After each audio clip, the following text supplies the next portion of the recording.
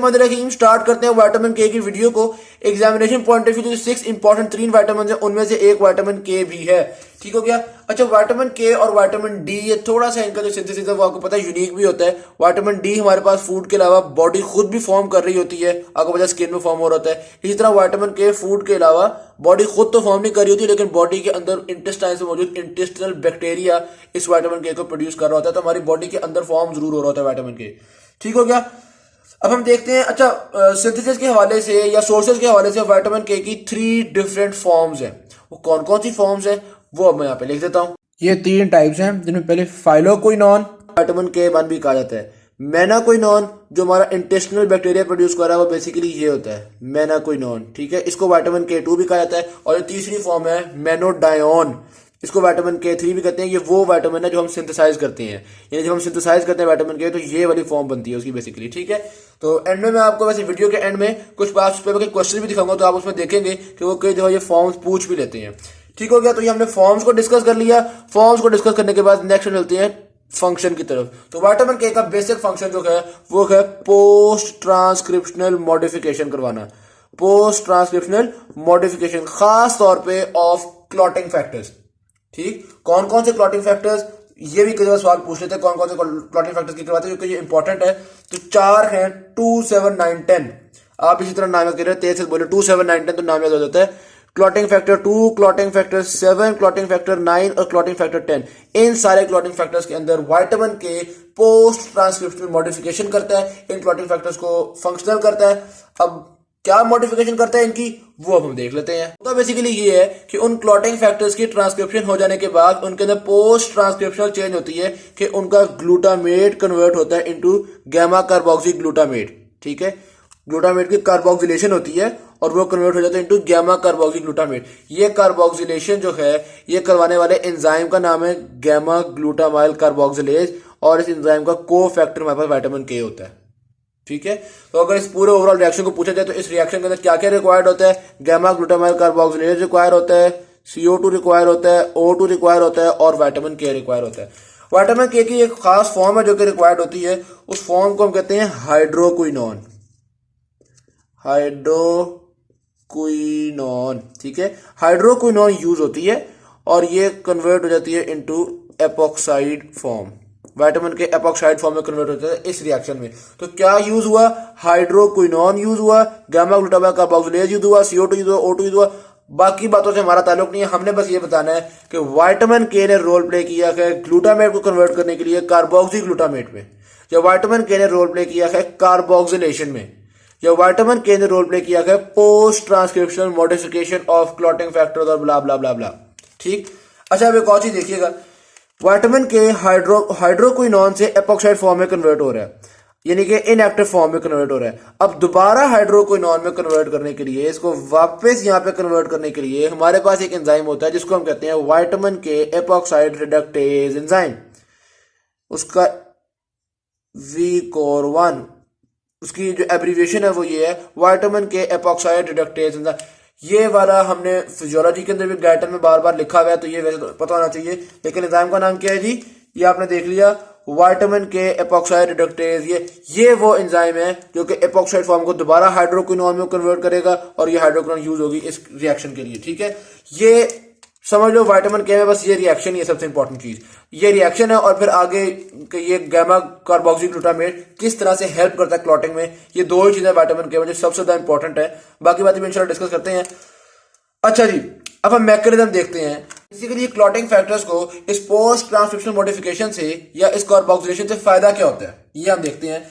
होता ही है कि जब उनके ऊपर ये आ गया ना गामा कार्बोक्सी ग्लूटामेट, तो गामा कार्बोक्सी ग्लूटामेट एक नेगेटिव चार्ज देता है क्लॉटिंग फैक्टर को। हम क्लॉटिंग फैक्टर में प्रोथ्रोम्बिन की मिसाल ले लेते हैं, तो प्रोथ्रोम्बिन के ऊपर एक नेगेटिव चार्ज आ जाता है, जिस नेगेटिव चार्ज की वजह से उस प्रोथ्रोम्बिन के ऊपर कैल्शियम अटैच हो जाता है।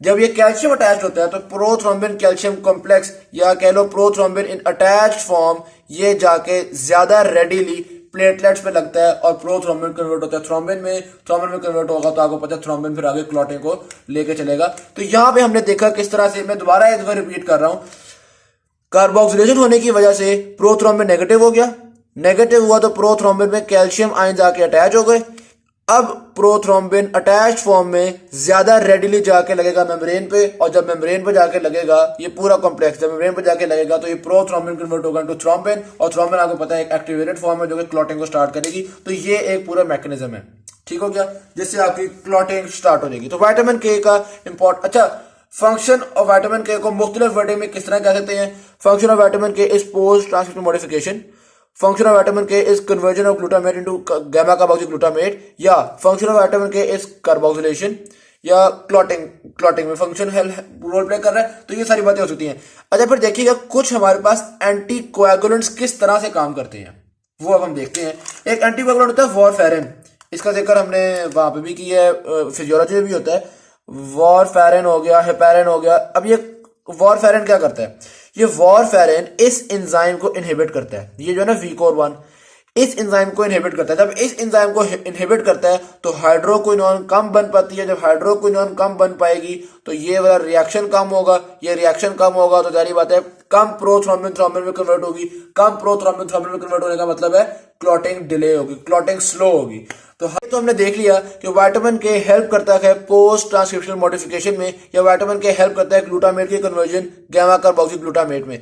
ये वाला सारा काम सिर्फ क्लॉटिंग फैक्टर्स में नहीं करवा रहा, कुछ और प्रोटीन्स भी हैं जिनकी पोस्ट ट्रांसक्रिप्शनल मॉडिफिकेशन इसी तरह से करवाता है विटामिन के। मिसाल के तौर पे बस नाम याद कर लो, प्रोटीन C या प्रोटीन S हमारे पास आती है। बोन की प्रोटीन होती है ऑस्टियोकैल्किन, उसकी भी इसी तरह से पोस्ट ट्रांसक्रिप्शनल मॉडिफिकेशन में विटामिन के अपना रोल प्ले कर रहा होता है। ठीक, तो फंक्शन को हमने डिटेल से देख लिया। फंक्शंस में दो तीन बातें हैं। नंबर एक, आपको पता होना चाहिए पोस्ट ट्रांसक्रिप्शनल मॉडिफिकेशन किस तरह से किया, ज्यादातर क्लॉटिंग फैक्टर्स की, ठीक है। और फिर नंबर दो, क्लॉटिंग फैक्टर जो प्रोथ्रोम्बिन है वो थ्रोम्बिन के अंदर कन्वर्ट किस तरह से हो पाता है, यानी कि उसकी कन्वर्जन किस तरह से हेल्प होती है इस मॉडिफिकेशन से। और नंबर तीन, क्लॉटिंग फैक्टर्स के अलावा और कौन कौन सी प्रोटीन है, तो प्रोटीन C है, प्रोटीन S है और ऑस्टियोकैल्किन है। ठीक है, एक दो बार दोबारा रिवाइज कर रहा हूं। क्लॉटिंग कौन कौन सी चार क्लॉटिंग फैक्टर्स थे? 2, 7, 9, 10। इन चार क्लॉटिंग फैक्टर्स की पोस्ट ट्रांसक्रिप्शनल मॉडिफिकेशन विटामिन के द्वारा होता है। तो ये तो हमने देख लिया, विटामिन के की सारी पूरी डिटेल देख ली हमने। फिर चलते हैं विटामिन के सोर्सेज की तरफ। वैसे तो आपको पता है कि हमारी बॉडी के अंदर क्योंकि खुद प्रोड्यूस हो रहा है तो इसलिए ज्यादा हमें बाहर से इनटेक करने की जरूरत नहीं है, सोर्सेज की जरूरत नहीं है। लेकिन फिर भी अब अगर किसी ने डाइट में खाना है विटामिन के को, तो कौन कौन सी जगह पे विटामिन के होता है? तो ये कैबेज में, कॉलीफ्लावर में, टोमेटोज में, अल्फा लोसन एक घास की फॉर्म है या पट्टे के लिए, स्पिनच में, अदर ग्रीन वेजिटेबल्स में, मीट में, एग योक में, डेयरी प्रोडक्ट्स में, इन सारी जगहों पर विटामिन के होता है। ठीक होगी बात, ये भी समझ में आ गई। फिर आगे हम चलते हैं डेफिशिएंसी ऑफ विटामिन के की तरफ। पहली बात तो ये विटामिन के की डेफिशिएंसी बड़ी रेयर है, बहुत कम होती है। क्यों? क्योंकि आमतौर पे इंटेस्टिनल बैक्टीरिया विटामिन के को प्रोड्यूस कर रहा है, इसलिए उसकी ऐसे को खास डेफिशिएंसी होती नहीं है, ये वाला मसला होता नहीं है। लेकिन अगर किसी इंसान के अंदर किसी वजह से इंटेस्टाइन्स के अंदर अच्छा कोई एंटीबायोटिक यूज की है, उन बैक्टीरियाज को हमने सुम्मु मुकमन कर दिया है, तो जारी बात है फिर विटामिन के की डेफिशिएंसी होती है। या विटामिन के से एब्जॉर्ब नहीं हो पा रहा, या मल्टीपल रीजंस है। अच्छा, फिर जिस तरह बच्चे होते हैं, बच्चों की जो इंटेस्टाइन है उनमें भी बैक्टीरिया नहीं गया हुआ होता, तो उनके अंदर विटामिन के की डेफिशिएंसी हो सकती है। तो अगर किसी भी सूरत में या किसी भी सूरत हाल के अंदर विटामिन के की डेफिशिएंसी हो जाए तो फिर उससे इशू क्या आता है? बेसिकली बात है, सबसे मेन चीज ये होगी कि आपकी जो क्लॉटिंग है वो स्लो हो जाएगी, क्योंकि आपको पता है कि क्लॉटिंग फैक्टर्स जो है वो उनको ये उनकी पोस्ट ट्रांसक्रिप्शनल मॉडिफिकेशन करवा रहा होता है। क्लॉटिंग स्लो हो जाएगी, या आप कह सकते हैं कि ब्लीडिंग टाइम जो है वो इंक्रीज कर जाएगा, ज्यादा हो जाएगा, ज्यादा देर ब्लीडिंग होगी। इसका कुछ सिनेरियो भी आता है तो उसमें वो कहते हैं गम्स भी ब्लीड कर रहे हैं और जगह जगह से ब्लीडिंग हो रही है, ब्लीडिंग टाइम इंक्रीज कर गया है। तो इस तरह के इसके सिम्टम्स होते हैं। क्लॉटिंग स्लो हो गई, ब्लीडिंग टाइम इंक्रीज कर गया, बेसिक जो इसकी डेफिशिएंसी से नुकसान हो रहा है वो यही हो रहा है। अच्छा, फिर लिपिनकॉर्ड को इन्होंने बताया हुआ है कि जो आपके न्यू बॉर्न्स हैं उनके अंदर भी ये मसला होता है, क्योंकि ह्यूमन मिल्क कुछ हद तक तो विटामिन के प्रोड्यूस कर देता है, लेकिन जारी बात है उनके अंदर इंटेस्टिनल बैक्टीरिया नहीं है, तो उनके अंदर उस तरह से प्रोड्यूस नहीं हो पा रहा, तो उनको भी मुख्तलिफ तरह के इश्यूज का सामना करना पड़ेगा। डेफिशिएंसी के बाद आखिर में आते हैं हम टॉक्सिसिटी की तरफ।